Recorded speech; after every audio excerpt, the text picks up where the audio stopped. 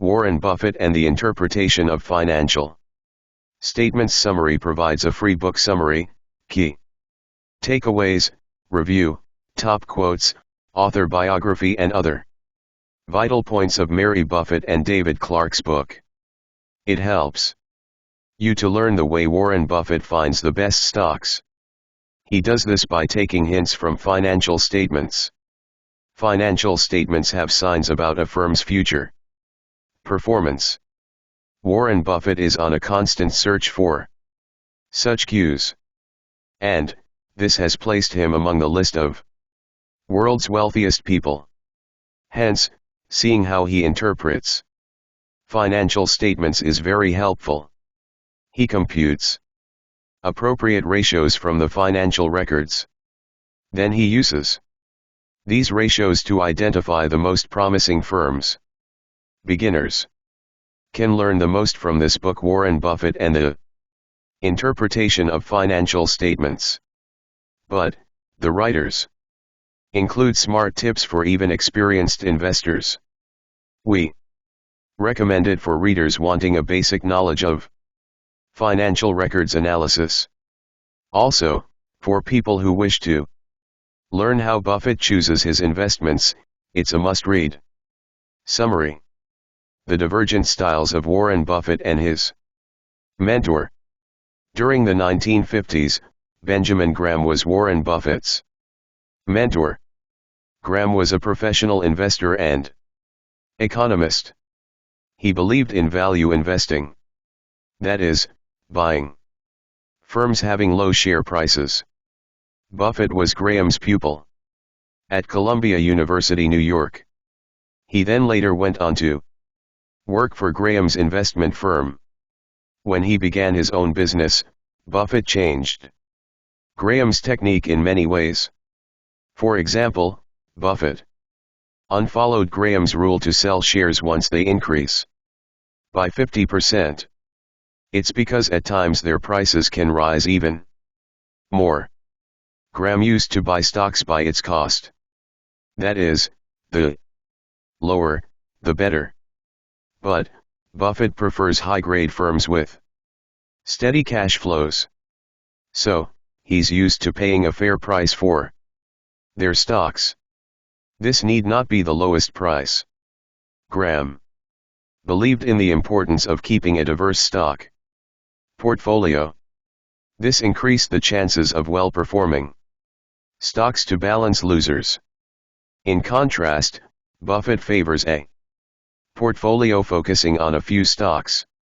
And these few stocks are the best investments available as per him. Buffett analyzes firms' financial statements. This helps him to distinguish great ones from the rest. As per him, great firms have some financial features. He only invests in financially stable firms. These companies have a definite competitive edge in the market. Such advantage leads to a monopoly-like situation.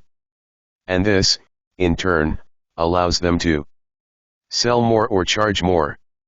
3 business models that Buffett likes best. The firms which appeal to Buffett have one of the 3 business frameworks. They either sell a unique service or a unique product, or they're low-cost seller and buyer of a good/service the consumers continuously need.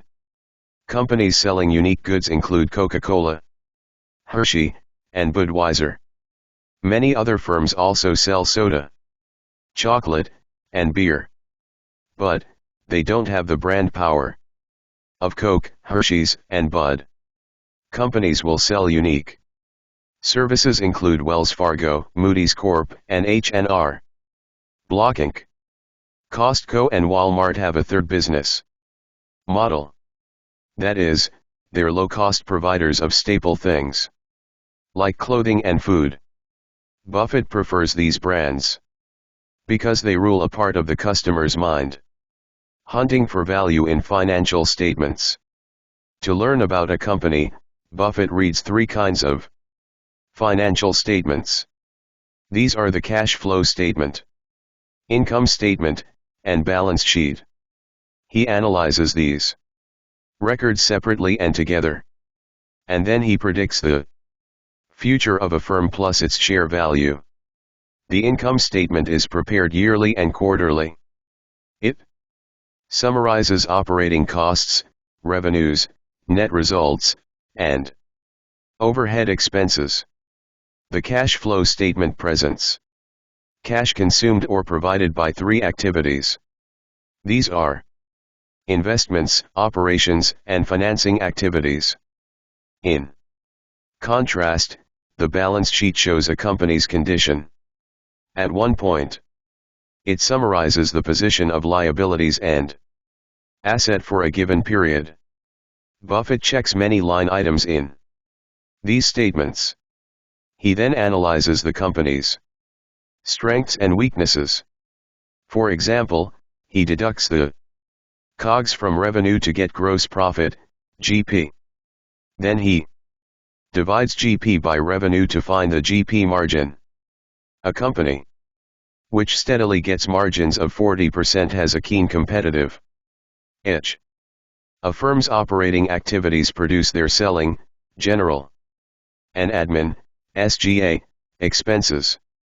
These include legal costs, executive salaries and advertising fees. SGA expenses alone don't offer too much information about a company's future. Analysis of line items is most instructive. For example, Buffett sees the percentage of GP such expenses eat. Firms have stable SGAs as a proportion of GP often have principal places. As a general rule, anything below 30% is said to be great. The burden of research, depreciation and interest expenses. Buffett doesn't invest in firms having significant commitments to R&D. Instead, he favors firms like Coca-Cola that uses the same secret formula. And it still is the industry leader. In some sectors, like IT, R&D is a crucial source of competitive edge. But technology changes are very fast in this industry. Hence, any advantage of a research innovation will be temporary. Consider the R&D pressures of GM and Wrigley. GM should continuously invest in R&D for making new vehicles, or else it will lose its market share. Wrigley sells the same famous brand of gums for years now. So, which firm sounds like a better investment? Suppose a person bought $100,000 shares of both firms in 1990. By 2008, he'd have GM stocks worth $97,000. In contrast, his Wrigley stocks would be worth $547,000. Buffett doesn't like high interest expenses and depreciation either. Instead, he prefers investing in firms having low depreciation expenses relative to GP. Same way, he seeks companies with the lowest yearly interest expenses relative to GP. Because of the less interest payment, the less the firm's debt. Rating companies by their returns on revenue. Profitable firms use a simple formula to find their earnings per share. It is EPS equals net income / number of common shares outstanding. Security analysts around the world use this metric. But Buffett focuses more on net income when analyzing firms. He determines a company's return on revenue. This he does by dividing net income by revenue. Return on revenue helps him to analyze the company's competitive position. If this percentage is steadily more than 20%, the firm often has a lasting advantage. Many firms have returned from 10 to 20%, and few of them denote long-run investment mine, which people haven't found yet. The asset side of the balance sheet. The balance sheet presents a company's assets, liabilities, and shareholders' equity. This equity is equal to total assets minus total liabilities. These three elements give crucial information about a company's potential. Current assets cover liquid investments, cash, accounts, receivables, and inventory. These items which the company can change into cash in a year. Such working assets and their sums differ based on the firm's daily operations. For example, cash vis-a-vis accounts receivable may swing with changes in the business environment. Plant, property, and equipment are non-current assets. These also include intangibles like patents, franchises, and copyrights. Buffett prefers a substantial cash and liquid asset position with low outside debt. Such businesses often sail on through tough times. Buffett even computes the net sum of accounts receivables. This is receivable sans bad debts as a proportion of sales revenue. Firms with lower percentage often lead their industry. The liability side of the balance sheet. Current liabilities mean debts which company has to pay in a year. These cover short-term loans, due expenses and accounts payable. Other groups of obligations are a long-run debt payable in more than a year. Firms with a lasting advantage over their peers produce enough money internally.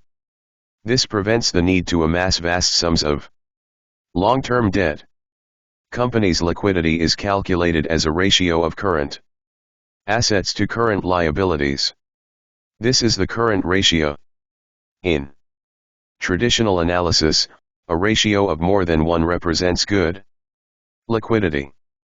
But, as per Buffett, some firms with a competitive edge have lower ratios.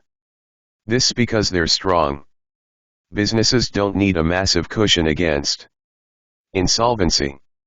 Buffett uses the same explanation for the debt-to-equity ratio. Some leading firms have higher debt-to-equity ratios.